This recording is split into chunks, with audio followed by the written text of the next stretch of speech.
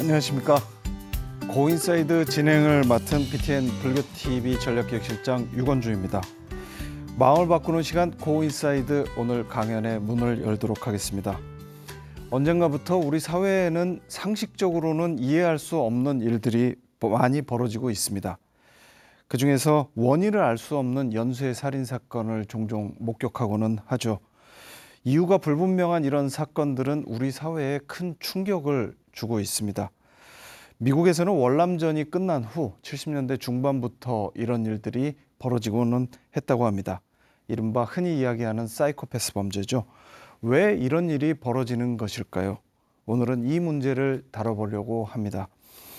오늘 고인사이드에서는 사이코패스 범죄의 패턴을 분석해서 범인 검거에 탁월한 성과를 올리셨던 국내 프로파일러 1호 동국대 경찰사법대학원 권일영 교수님을 모시고 강연을 진행합니다. 우리가 잘 알지 못했던 사이코패스의 마음, 어떤 것인지 알아보는 시간 같습니다. 최고의 프로파일러에게 지혜를 구해보는 시간입니다. 권일영 교수님 자리에 모셨습니다. 네, 안녕하세요. 안녕하십니까? 네.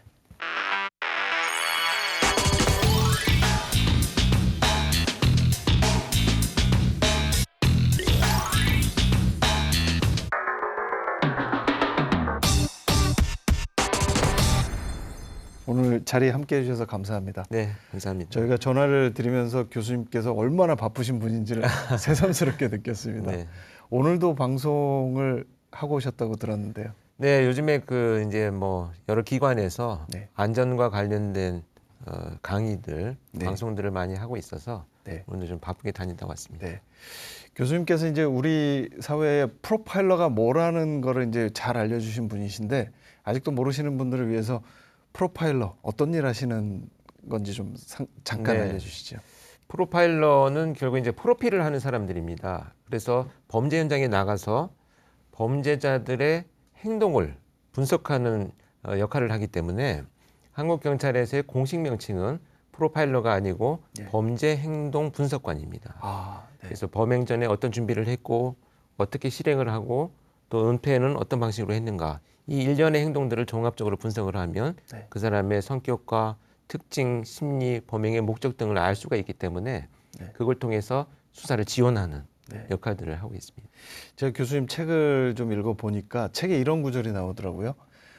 범죄자의 마음이 돼서 그가 어떤 행동을 하려고 하는지를 살펴본다. 네. 그 얘기는 어떻게 보면은 괴물의 마음이 돼서 괴물이 뭘 하려고 하는지를 보는 그런 과정이라고 보여지는데, 그런 과정들이 힘들지는 않으십니까? 힘들죠. 왜냐하면 사실은 프로파일러는 어떤 범죄를 직접 저질러 보지 않았기 때문에 범죄자의 마음이라고 하는 것은 사실 피상적일 수 있습니다. 네. 중요한 것은 범죄 현장에 나가서 그들의 행위를 본다면 네. 이런 행위를 할 때 어떤 목적과 동기를 갖고 또 어떤 심리에서 이런 범죄를 저질렀는지를 알 수 있기 때문에 네. 범죄자의 마음으로 걸어 들어가는 일들을 수십 년간 해왔습니다. 네. 사이코패스 범죄의 심리, 범인들의 어떤 심리, 그 다음에 범죄 프로파일러의 세계, 어떤 것인지 교수님께 자세하게 강연 청해 듣는 시간 갖도록 하겠습니다. 강연 부탁드립니다. 네, 고맙습니다. 네. 사실 프로파일러가 한 사회에 등장했다라고 하는 것은 그 사회가 상당히 어두워졌다라는 것을 의미할 수가 있습니다. 왜냐하면 한국 사회는 1980년대 후반까지만 해도요, 범죄 사건이 발생을 하면 범행의 동기가 비교적 뚜렷한 사회였습니다. 그래서 치정 또는 원한 이렇게 해서 상호작용을 통해서 나타나는 표면적인 이유에 의해서 살인범죄가 저질러지고 발생을 해왔기 때문에 사건이 발생했을 경우에 수사 방향을 설정하는 것에 큰 무리가 없던 시절입니다. 그런데 90년대를 넘어가면서 우리 사회가 직면한 굉장히 중요한 범죄의 변화를 경험하게 됩니다. 이때는 소위 자신이 갖고 있는 개인적인 감정을 마구 불특정한 다수를 대상으로 표출하는 묻지마 무작위 범죄가 시작되는 시점입니다. 그래서 나타난 자들이 바로 소위 지존파 막가파, 온보현 이런 자들이 나타나서 범죄를 저지르죠. 자, 이렇게 되니까 범죄 현장에는 많은 증거들을 남기지 않게 됩니다. 연속되는 또는 연쇄적인 범죄를 이어가기 위해서 철저하게 범행을 은폐하기도 하죠. 그러다 보니까 과연 어떤 자들이 무슨 목적으로 이렇게 무차별 사람들을 공격하는가를 알아내기 위해서 결국 프로파일러가 등장을 하게 되었습니다. 자, 프로파일러라고 하면 여러분들께서 여러 방송이나 또 언론을 통해서 범인이 체포되고 난 이후에 그들과 면담을 해서 심리를 분석하고 또 범행의 동기를 찾는 사람들이다 이렇게 알고 계시는데요. 사실은 그것도 맞습니다. 그러나 그 작업은 프로파일링의 가장 마지막 작업입니다. 가장 먼저 범죄 현장에 나가서 CSI와 함께 현장에 나타난 증거들을 살펴보기 시작을 합니다.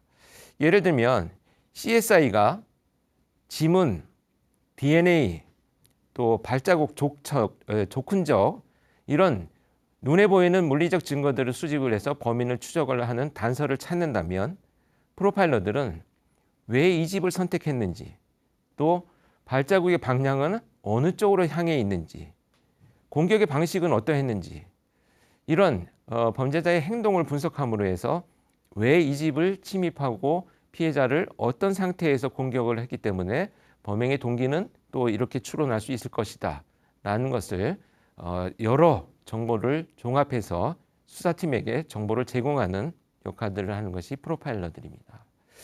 아마도 여러분 좀 막연하실 수가 있는데요. 지금 이 방송을 보고 계시는 선생님 여러분들께서 머릿속에 저 바다에 떠 있는 오징어 잡이 배들을 한번 연상을 해보시기를 바랍니다.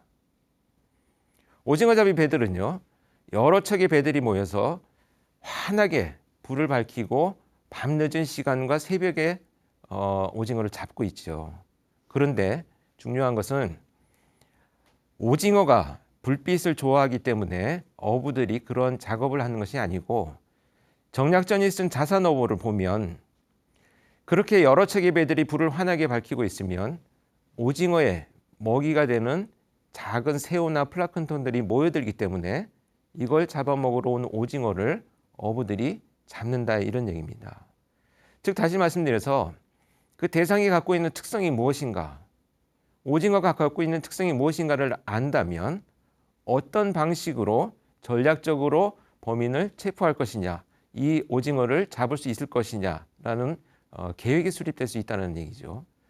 그래서 이런 프로파일러의 역할들은 이런 이 대상, 소위 연쇄범죄를 저지르는 사이코패스들, 또 소시오패스들, 이런 살인범죄자들, 또 연쇄적으로 성범죄를 저지르는 자들, 방화범죄를 저지르는 자들을 유형화시키고 그들의 특성을 분석해서 범죄 현장에서 그 특성들을 찾아내고 수사를 지원하는 역할을 하게 됩니다. 자, 말씀드린 바와 같이 사실 우리 사회가 그만큼 복잡해지고 범죄가 다양하고 진화되었다라는 것을 의미를 합니다. 자, 90년대를 넘어서면서 한국 사회가 직면한 범죄는 어떤 것이었습니까? 결국은 유영철, 정남규, 강호순 이런 자들이 연쇄적으로 정말 무고한 우리 시민들을 무차별 공격하는 이런 범죄가 정말 한국 사회를 안타깝게 휩쓸고 지나갔습니다. 그런데 유영철과 정남규는 2000년대 초반에 범행을 저질렀지요. 심지어 그 범행을 저지르는 시기가 같이 겹쳐 있는 기간도 있었습니다. 유영철이 체포되고 난 이후에 계속해서 정남규는 범죄를 저지르기도 했습니다. 그런데 여기서 중요한 것은 이들의 범행 수법을 보면 집집마다 침입을 하거나 또는 늦게 일을 마치고 귀가한 여성을 따라가서 무차별 공격하는 방식으로 범행을 저질렀습니다. 결국 이 자들은요, 강력범죄자가 아니고 자신보다 약한 사람들을 공격하는 비열한 범죄자일 뿐입니다. 그들은 절대 강력한 자들이 아닙니다. 사실 우리는 선량한 우리 대부분의 국민들은요, 분명히 그들을 이겨낼 수 있습니다. 그런데 그 이후에 2007년도부터 발생하기 시작한 강호순의 범죄를 보면 벌써 그 짧은 기간 안에 범죄의 수법이 진화되었습니다.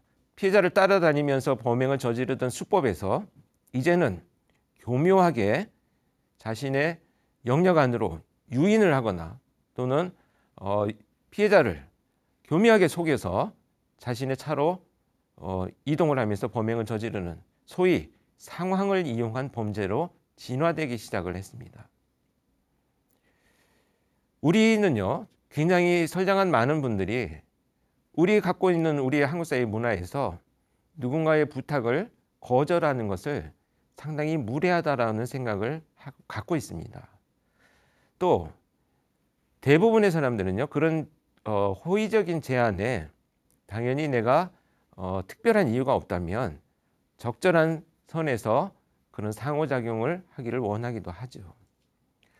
이렇게 범죄자들은요, 우리가 갖고 있는 선량하고 정상적인 사람들의 생각과 감정을 교묘하게 파고들어서 사람들을 불편하게 만들고 자신의 통제하에 놓고 자신의 환상을 이루기 위해서 끔찍한 범죄를 저지르기 시작했습니다. 2009년에 강호순이가 결국 체포가 됐습니다. 그 이후에 거의 10여 년간 한국 사회는 연쇄살인범이 나타나지를 않고 있습니다. 그런데 여러분들, 우리가 깊이 생각해 봐야 될 중요한 지점은 연쇄살인범, 소위 범죄를 저지르는 의도를 가진 사이코패스들이 과연 모두 사라졌느냐? 결코 그렇지가 않다라는 것입니다. 결국 우리는 아까 말씀드린 바와 같이 우리 스스로의 안전망을 구축을 해서 결국 많은 국민들의 국민의식이 높아지면서요, 어떤 위험한 상황이 되면 많은 분들이 휴대폰을 가지고 영상이나 사진을 찍어서 제보를 하기도 하고요, 또 CCTV나 블랙박스를 제공하기도 합니다. 이런 안전망들의 구축, 그 다음에 수사력의 향상, 과학의 발전, 이런 여러 가지 것들이 모여서 연쇄 범죄를 빨리 차단하고 있다는 얘기가 되겠습니다. 최근에 여러분들 많이 화두가 되고 있는 사건들이 소위 가스라이팅, 또 그루밍 성착취 범죄, 이런 용어들입니다. 이 가스라이팅과 그루밍 성착취 범죄는요, 유사하지만 상당히 결이 다른 형태로 벌어지고 있습니다. 가스라이팅은요, 뭔가 잘못됐다 또는 뭔가 잘 못하고 있다라고 하는 것을 끝없이 피해자한테 주지시킴으로 해서 자신의 의도대로 피해자들을 조종하려고 하는 의도를 가진 범죄 행동입니다. 심지어 가스라이팅을 통해서 사람을 살해하게 만들기도 합니다. 이렇게 정서적인 학대와 또 심리적인 취약한 부분들을 파고드는 범죄로 우리 사회는 진화되어 버렸습니다. 그래서 나타난 자들이 결국 소위 N번방이라고 하는 디지털 성착취 범죄자들입니다. 조주빈과 같은 자들이 나타났다는 것은요, 굉장히 위험스러운 상황을 의미하고 있습니다. 저는 조주빈의 범죄가요, 단순히 디지털 성착취 범죄다라고 생각하지 않습니다. 왜냐하면 사이코패스에 대해서 간략하게 말씀을 드려보겠습니다. 사이코패스는요, 사실 우리가 갖고 있는 어떤 성격이나 성향과 비슷합니다. 대표적인 특징 중에 하나가 남을 조종하고 통제하고 또 자신의 목적에 맞게 상대방을 움직이려고 하는 의도를 갖고 있습니다. 그런데 사실 우리는 대부분 살아가면서 많은 사람들이 그러한 목표를 갖고 있습니다. 직장에서나 사회적 관계에서 내 의도대로 상대방이 따라주게 하기 위해서 설득을 하기도 하고요, 다양한 방법으로 자신의 목표를 이루고자 상대방을 조종하기도 합니다.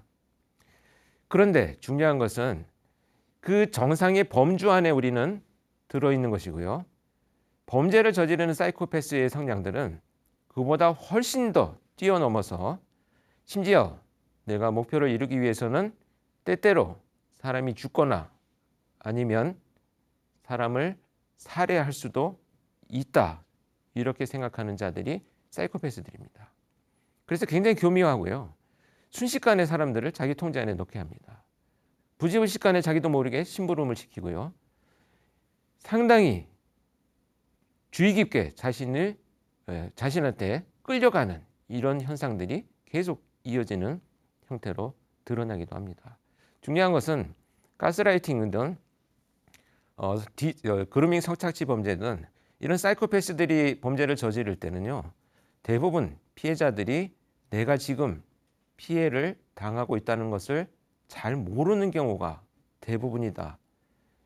이것이 우리가 지금 이 현대사회의 범죄를 정확하게 이해해야 되는 가장 중요한 이유가 되겠습니다.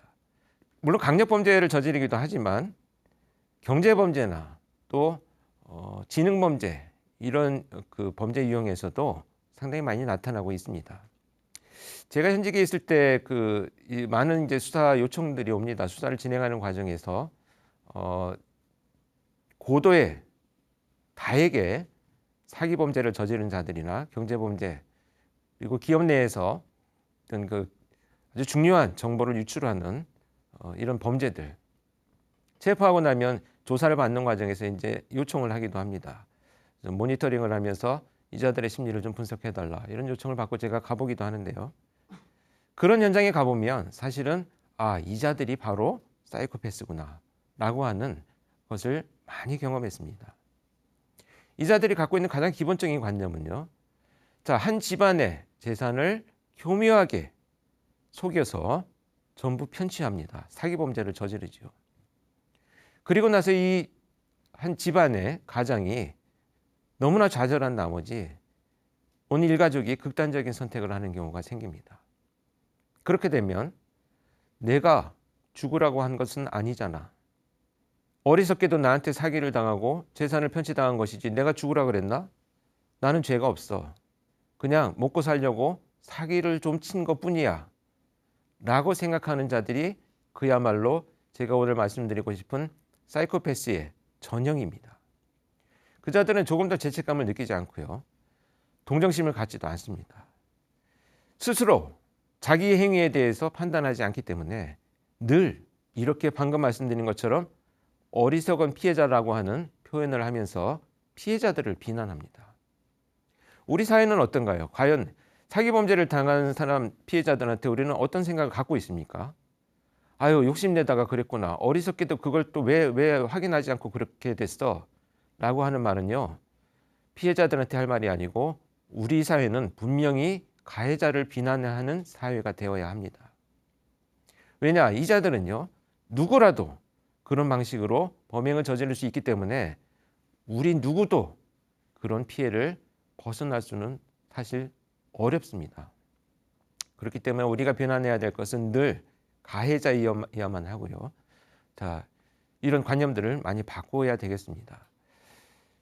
이렇게 가스라이팅이라든지 사이코패스 범죄, 그루밍 성착취 범죄는 이제 디지털 상에서 일어나고 있습니다. 이 조주빈의 사건이 왜 일반적인 디지털 성착취 범죄가 아니다라는 말씀을 드렸냐 하면 사이코패스에 대한 설명을 방금 드렸다시피요. 피해자들을 선정을 해서 스스로 성착취물을 만들게 하거나 엄청난 위협과 협박을 통해서 그들을 조종합니다. 어떤 발단이 되었을까요? 우리가 사회를 지켜간다는 것은요. 강력범죄에서 우리를 지킨다라고 하는 생각을 조금 낮출 필요가 있습니다. 왜냐하면 결국 엠번방의 시작은 개인정보의 유출이었습니다. 우리가 지금 굉장히 중요하고 보호해야 될 또 서로 간의 안전을 위해서 보호되어야 될 것들이 개인정보 유출과 같은 기본적인 질서들입니다. 이렇게 유출된 정보들은요.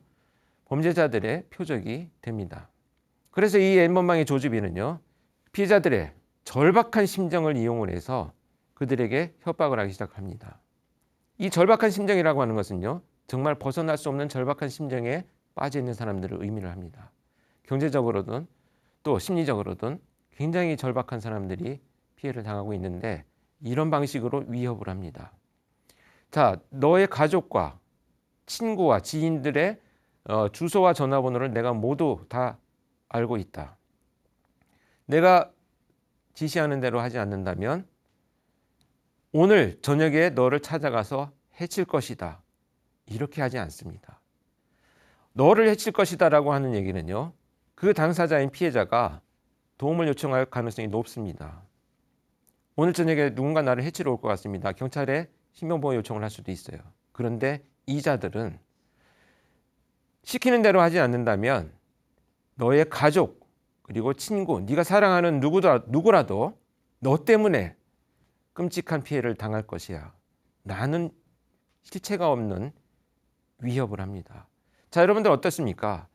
개인을 너를 공격할 거야 라고 하는 위협도 상당한 두려움과 공포가 형성이 되지만 나로 인해서 내가 사랑하는 가족, 친구, 지인들이 언제 어느 순간에 끔찍한 일을 당한다라고 생각하는 것은 정말 엄청난 두려움을 만들게 합니다.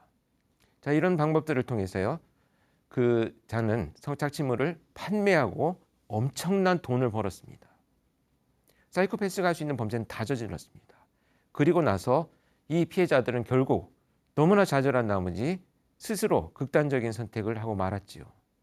자, 이자는요. 자기가 유영철, 정남규, 강호순처럼 찾아다니고 침입하지 않았지만 사람을 죽게 만들었습니다. 살인과 성착취물의 제작과 배포 그리고 금전적인 이득 이것이야말로 사이코패스가 한꺼번에 종합적으로 할 수 있는 모든 범죄의 집합체입니다. 이런 식으로 변해가는 우리 이 현대사회의 범죄에서 과연 우리는 그럼 어떻게 할 것이냐? 저는 이자들의 공통된 특징은 사람들의 공포와 두려움, 불확실한 미래에 대한 실체가 없는 것에 대한 우리의 불안을 이용하는 범죄자들이다. 이렇게 생각을 합니다. 우리는 사실은 우리 마음속에서 늘 불확실한 미래를 스스로 극복해 나갈 수 있는 어떤 서로 간의 공감 또는 지지가 사실 본질적으로 범죄를 예방하는 가장 첫걸음이지 않나 하는 생각을 해봅니다. 이제는 단속해야 될 것이 문단속, 창문을 잘 잠그는 것이 아니고 우리의 마음을 잘 단속해야 될 때가 왔습니다. 우리의 마음을 불안하게 만드는 사회 경제적인 문제들, 현실적인 문제들, 정치적인 문제들이 결국은 범죄자들이 교묘하게 이용하게 되는 그런 사회가 되었다. 그렇기 때문에 우리는 그런 범죄의 피해를 당하지 않기 위해서는 결국은 우리의 마음 단속을 잘 해야 되는 이런 때가 드디어 되었다. 저는 이렇게 생각을 합니다. 그래서 우울감을 느끼거나 불확실한 미래에 대한 혼자만의 고민, 고독 이런 고립들은요. 스스로도 굉장히 괴롭지만 이런 고립 속에서 우리는 정말 왜곡된 판단을 할 수도 있고요. 누군가의 달콤한 한마디에 나의 인생을 맡길 수도 있는 안타까운 사건들이 발생을 하는 것이 현대사회 범죄의 특징입니다. 범죄의 흐름을 간략하게 소개를 드렸고요. 그걸 통해서 지금 우리가 직면하고 있는 범죄는 어떤 특성이 갖고 있는가를 간략하게 소개를 드렸습니다. 자, 우리의 마음 단속을 잘하기 위해서는 결국은 내가 힘들 때 상대방도 힘들다라는 것을 같이 공감하고 서로 지지해 줄 때 결국 우리는 서로를 범죄 피해자로 빠지지 않도록 막는 역할을 하는 것이다. 이렇게 생각을 하고 오늘 강연을 마치도록 하겠습니다. 고맙습니다.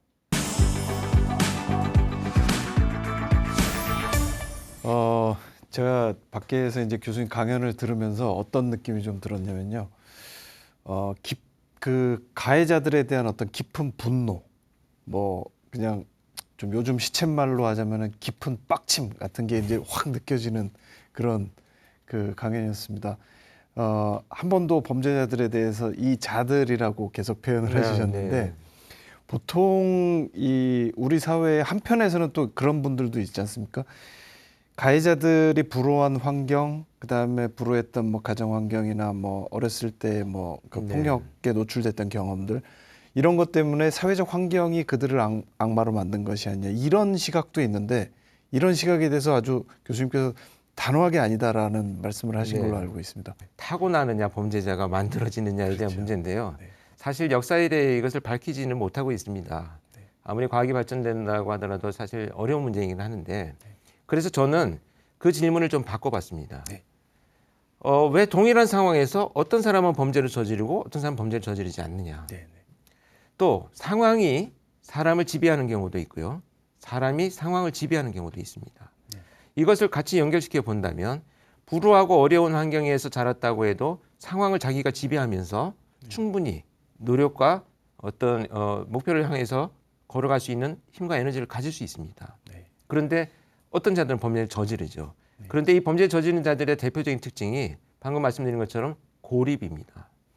심리적 고립과 사람들로부터의 어떤 고립, 내가 사회 구성원으로서 뭔가 할 수 있는 기회가 박탈되어 버렸다라고 하는 무력감이 사회 구성원을 공격하게 하는 이런 형태로 드러나고 있다 이렇게 보여집니다. 네.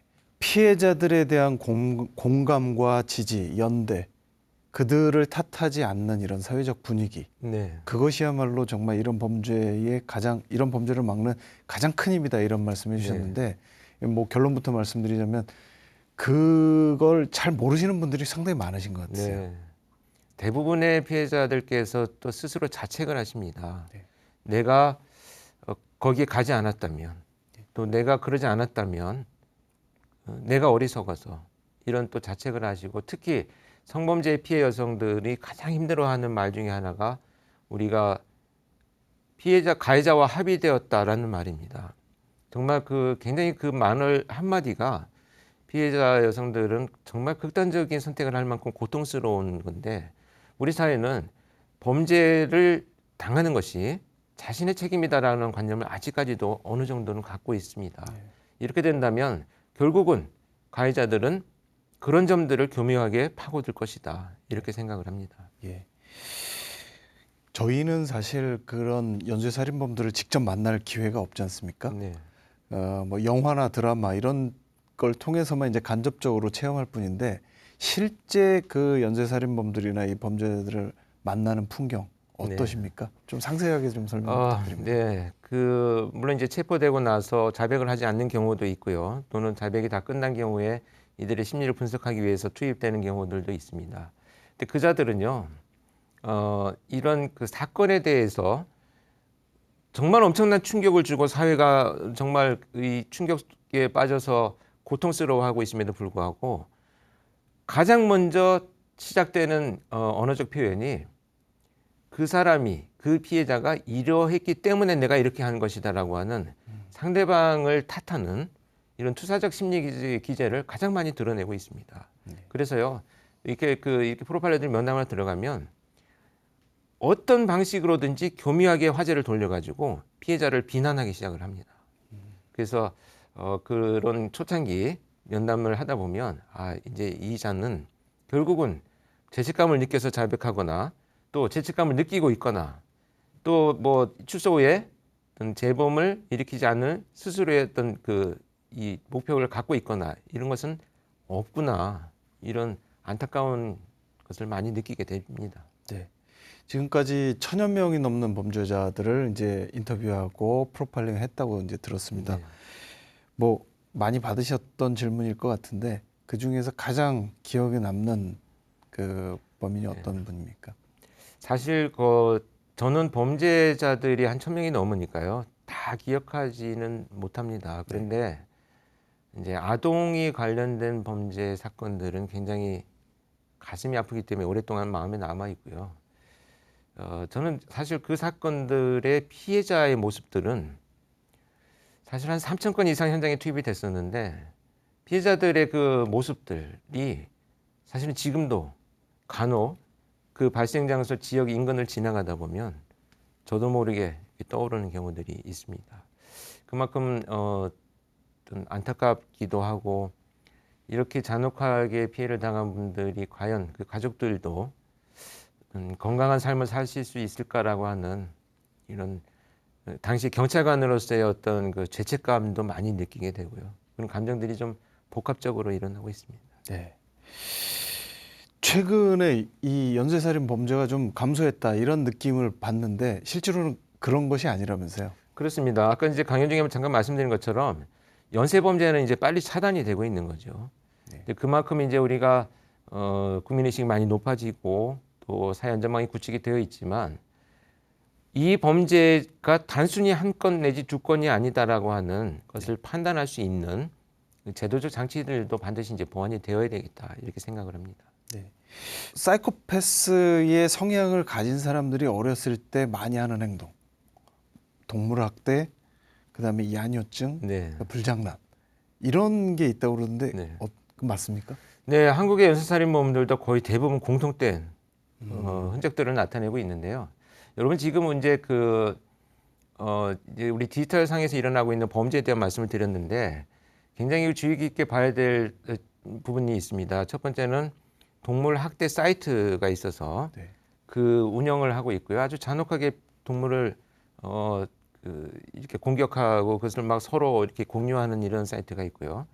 또 자해를 하는 청소년들의 사이트, 또 도박 이런 그 사이트들은 굉장히 우리 심각하게 받아들여야 될 부분들입니다. 지금 왜냐하면 이 동물학대만 간략히 소개를 드리면 동물학대가 왜 어렸을 때 나타나는 사람이 연쇄살인범이 될 가능성이 높으냐. 자신의 감정을 생명체를 훼손하면서 아주 약한 동물들을 괴롭히면서 발산하는 방법들을 그 동물학대로 표현을 합니다. 그러면 성인이 되었을 때 그런 사람들과의 갈등 관계가 생기면 동물을 학대했던 것처럼 그 사람을 제거하거나 학대하거나 살해하는 그런 방식으로 그 갈등을 해소하려고 하는 노력을 하기 때문에 결국은 연쇄살인으로 이어질 가능성이 높다. 네. 이렇게 분석이 되고 있습니다. 그러니까 동물 학대를 단순히 동물 학대로 볼 게 아니라 어떤 그 범죄의 학습하는 네. 그런 것으로 좀 그렇죠. 엄하게 처벌할 필요가 있겠네요. 굉장히 자기 감정을 부적절하게 표출하는 방식을 자꾸 학습하게 된다면 성인기가 되어서도 같은 방식으로 사람들을 대할 것이다. 이것이 이제 기존 연구들에서 많이 나오고 있습니다. 네. 저는 사실 이 그 연쇄살인범 사이코패스들 중에서 정말 감정이입이 안 될 수가 없는 게 이 사람들이 노리는 대상들이 사실은 다 약자지 않습니까? 여성, 네. 뭐 이런 어린이들 네. 그런 면에서 보면은 이 사람들에게 어떤 뭐 동정심이나 이런 걸 가져야 될 여지는 거의 없다고 보여지는데요. 그렇습니다. 물론 범죄는 어떤 이유로도 합리화될 수가 없다고 생각을 하고요. 그렇기 때문에 그들의 서사적인 측면에서 어떤 뭐 불우한 환경을 겪었다라고 하는 것은 일반화할 수 있는 상황이 아니기 때문에 그들의 범죄를 합리화하는데 조금도 영향을 주면 안 된다라는 생각을 합니다. 네. 흔히 사이코패스다, 소시오패스다 이런 얘기 많이 하는데 제가 얼핏 본 걸로는 사이코패스가 뭐 한 100명당 1명, 네. 소시오패스는 그보다는 좀 많다고 그러더라고요. 네. 어떻게 갖고 어떻게 다른가요? 사실 뭐 그것을 딱히 굳이 구분할 필요는 저는 없다고 생각을 합니다. 어쨌든 사회적이지 않고 뭔가 자신의 목적을 추구하기 위해서는 어떤 일이라도 하는 자들이다. 이렇게 그냥 정의를 같이 하고 싶은데요. 왜냐하면 이 자들은 자신의 행동이 남한테 해를 끼친다라고 생각을 하는 것을 분명히 알고 있습니다. 알고 있으면서 하는 자들이기 때문에 이 자들의 범죄는 끝없이 자신의 만족감을 계속 충족시켜주는 형태로 나타날 것이다. 네. 이렇게 보여집니다. 이렇게 그 살인자, 특히 연쇄살인범 이런 사람들 교화 가능성이 있다고 생각하십니까? 저는 뭐 단호하게 말씀드리자면 교화는 굉장히 어렵지 않나 하는 생각을 하고 있는데요. 물론 이제 과학이 발전하면서 기질적인 문제가 보다 더 과학으로 밝혀진다면 어떤 이렇게 좀 성향을 낮추거나 조절하거나 좀 뭐 어떤 그 치료적 개입을 할 수 있는 네. 이런 기회들은 만들어질 수는 있다라는 생각을 합니다. 네. 그 관련해서 방송 들어오기 전에 교수님하고 이제 이야기를 나누다가 미국에서 그 어떤 환경에 놓인 네. 사람의 자손들이 어떤 범죄를 저지를 가능성이 높다. 그래서 그 사람들을 조금 더 집중적으로 관리해야 된다. 그런 얘기를 가지고 논란이 벌어졌다는 네. 이야기 들었는데 어떤 이야기입니까? 이제 뭐 여러 연구들을 하다 보니까 학자들이 어떤 뭐 부모의 어떤 경제적인 조건, 그다음에 범죄 사실들, 그다음에 뭐 마약을 한다든지 이런 상당한 위험에 노출되어 있는 집안의 자녀는 성장을 했을 때 결국은 범죄를 저지를 확률이 되게 높다라고 하는 통계 수치를 연구를 통해서 발표가 되었습니다. 어느 정도인가요? 통계 수치가요? 거의 뭐 한 90% 정도로 제가 그 기억을 하는데요. 그러다 보니까 그런 환경에 이미 처해져 있는 이 어린아이들을 이제 미래의 잠재적 범죄자로 판단을 하고 개입을 해야 되겠다라고 하는 의견들이 나오기 시작을 했는데 사실 저는 조금 반대적인 입장입니다. 왜냐하면 그런 환경에 처해 있다고 해서 반드시 범죄를 저지른다라고 하는 일반화된 공식은 없습니다. 사이코패스도 모든 사이코패스가 범죄를 저지르느냐? 사실 그렇지는 않거든요. 그렇죠. 그런 걸 본다면 충분히 스스로 자신의 삶을 자유의지로 살아갈 권리를 보장받는 것이 아이들이어야 되는데 너무 그런 어떤 틀 안에서 우리가 관리를 하는 것이 아니냐.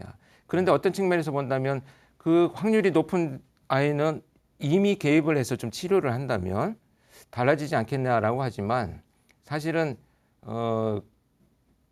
그 본질적인 부모가 갖고 있는 그런 환경적인 요인들이 개선되거나 달라지지 않는다라고 한다면 그 통계는 조금 위험할 수 있지 않나 하는 생각을 합니다.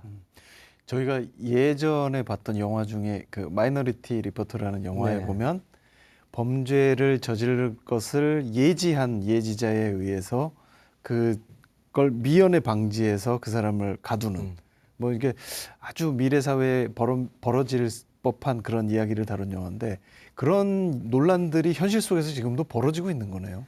네, 이제 뭐 과학이 발전하고 연구가 많이 진행되다 보니까 조금 우리 사회를 안전하게 하기 위해서는 뭐 범죄의 가능성이 있는 어떤 사람들을 좀 개입을 하자라는 의견들이 나오고는 있는데요. 저는 그것보다는 사실 범죄가 왜 벌어지는지에 대한 본질을 우리 사회가 이해를 한다면 본질적인 어떤 범죄자가 양성되는 환경들을 좀 축소하고 낮추는 것이 더 중요하지 한 개인에 너무 집중을 해서 많은 것들이 희생된다면 바람직하지는 않다 이렇게 보여집니다. 네. 제가 그 교수님 책 중에서 이제 그런 이야기를 봤는데 연쇄살인범 혹은 뭐 이 살인자들에 대한 이 형벌이 너무 낮다, 형량이. 그러니까 이러면 안 되지 않느냐. 좀 사법부가 빨리 변화해야 되는데 너무 변화의 속도가 더디지 않느냐. 네. 이런 이야기 본 적이 있는데 어떻습니까?